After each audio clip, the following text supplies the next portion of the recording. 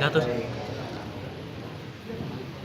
udah nge-record, tinggal taruh aja. Kisah ini kalau bagi anak asrama nggak asing ya. Al-Imam Asy-Syafi'i Sab ketiga yang menjadi salah satu madhab dari madzhabul arba'ah. Madhab yang jangan buru panjangan, nggak apa-apa terus. Hambali, Maliki, Sab ketiga dekat banget Pak, di depan mukanya persis. Syafi'i. Nah, yang Ustaz akan salah satunya ketika beliau menimba ilmu Imam Syafi'i. Terserah, yang penting mau terus itu dapat masukannya. Al-Imam Syafi'i sudah dikenal oleh berbagai ulama cara belajarnya. Kebiasaan Imam Syafi'i sebelum belajar mempelajari terlebih dahulu apa yang akan dipelajari kepada gurunya. Ini salah satu tips dan cara bagaimana kita mendapatkan ilmu dan cepat paham, yaitu belajar sebelum belajar.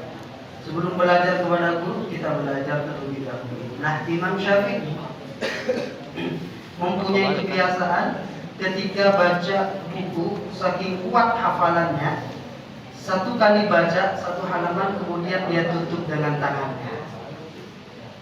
Tutup dengan tangannya dan dibaca tuh kitab, dia hafal.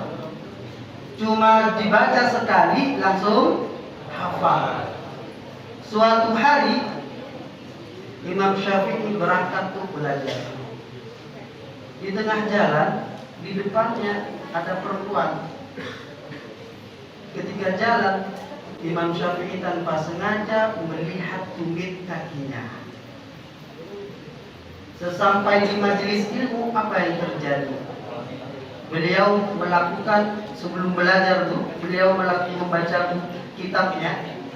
Baca kitab satu halaman, kemudian dia tutup, dan kemudian apa yang terjadi? Dia nggak hafal. Yang biasanya baca sekali langsung hafal, di saat itu nggak hafal.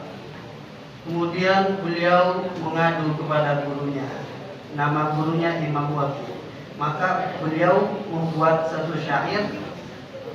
Syakautu ila waqi'in su'a hifzi fa'arsyadani ila tarkil ma'asi. Syakautu ila waqi'in su'a hifzi fa'arsyadani ila tarkil ma'asi fa'akhbarani bi'annal ilma nur wa nurullahi la yuhda li'asi.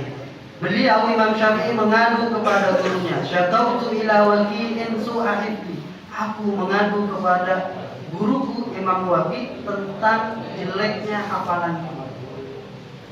Fa akhbarani ila tarkil ma'asi. Maka gurunya itu memberikan petunjuk. Fa arsyadani ila tarkil ma'asi, memberikan petunjuk agar meninggalkan maksiat.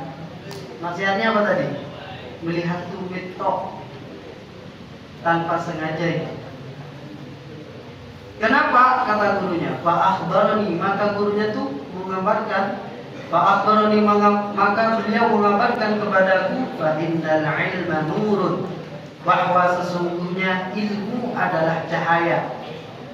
Wa nurullahi la yuhda li'asin, dan cahaya Allah tidak akan pernah diberikan kepada orang yang bermaksiat. Astagfirullah.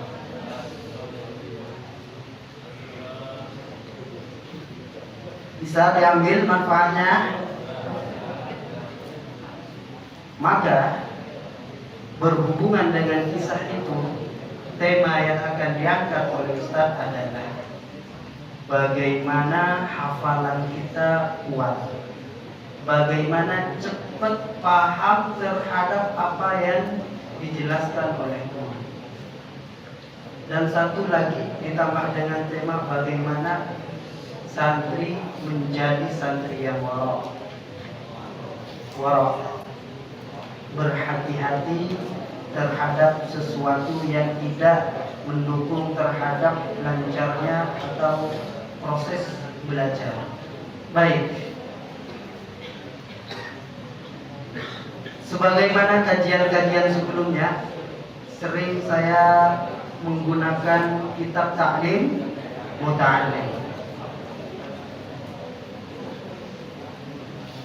Al-Imam Az-Zarnuji berkata dalam kitabnya, wa aqwa asbabil hifzi al-jiddu wal muwadhabatu.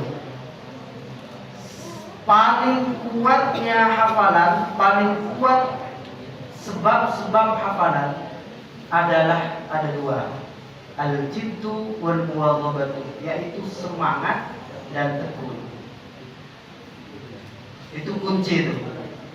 Untuk menghafal, perhatikan, menghafal di sini bukan hanya menghafal Al-Quran, akan tetapi menghafal pelajaran yang sudah dipelajari kita semua di kelas dan dimanapun. Ya.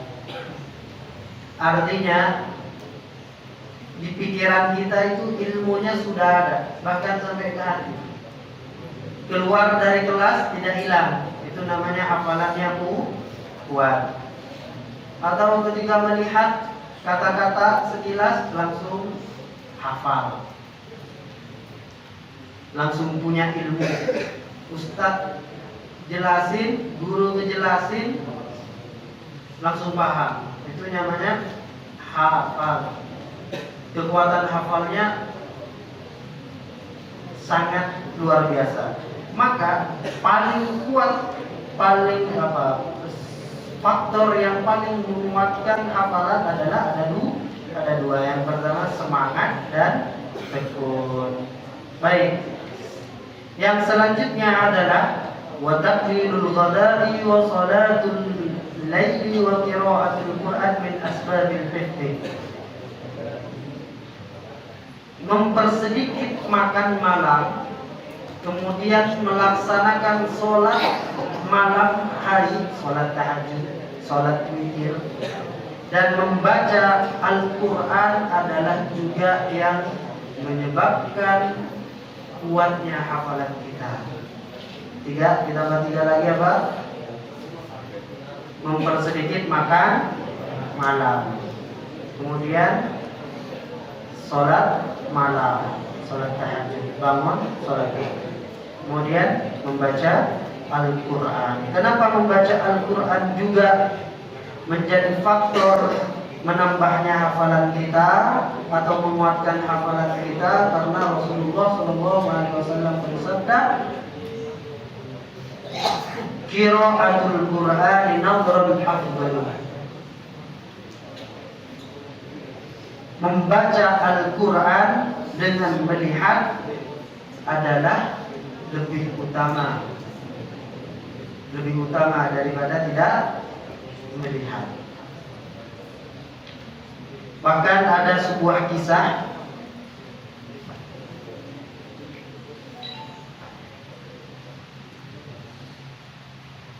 yaitu Imam Shaddad bin Hakim.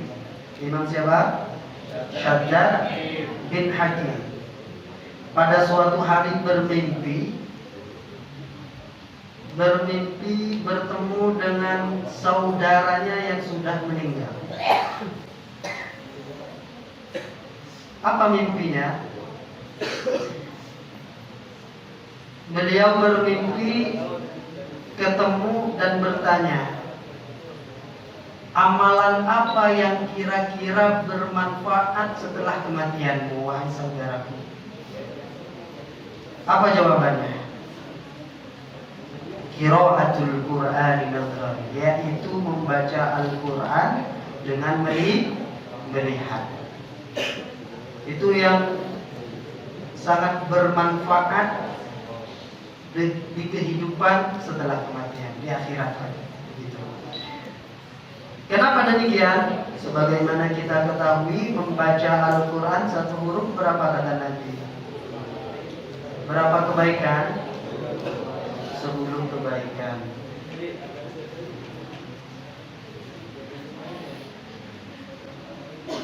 Man qara'a harfan min kitabillah falahu hasanatun wal hasanatu bi asyri amsalha. La aqulu alif lam mim harfun walakin alifun harfun wa lamun harfun wa mimun harfun. Kata Nabi Muhammad, barang siapa yang membaca Al-Quran satu huruf, maka dia akan mendapatkan satu kebaikan. Dan satu kebaikan ini dilipat gandakan menjadi 10 kebaikan. Satu huruf ya, satu huruf baca Quran, satu huruf 10 kebaikan. 2 huruf kali berapa? 20. 3 huruf 30. Alif lam mim itu 3 huruf, bukan satu huruf alif lam mim. Jadi 30 kebaikan. Kalau tadi berapa halaman tadi? Baca kita berapa huruf? Berarti pahala setiap paginya kita sudah banyak. Maka jangan dirusak pahala itu dengan bermaksiat. Agar hafalan kita, kecerdasan kita kuat dalam belajar. Baiklah. Dan salah satu yang menguatkan hafalan juga adalah yuksirus salati 'alan nabi, yuksirus salata 'alan nabi alaihi salatu wassalam, memperbanyak salawat kepada Nabi Muhammad sallallahu alaihi wasallam. Hari ini hari apa?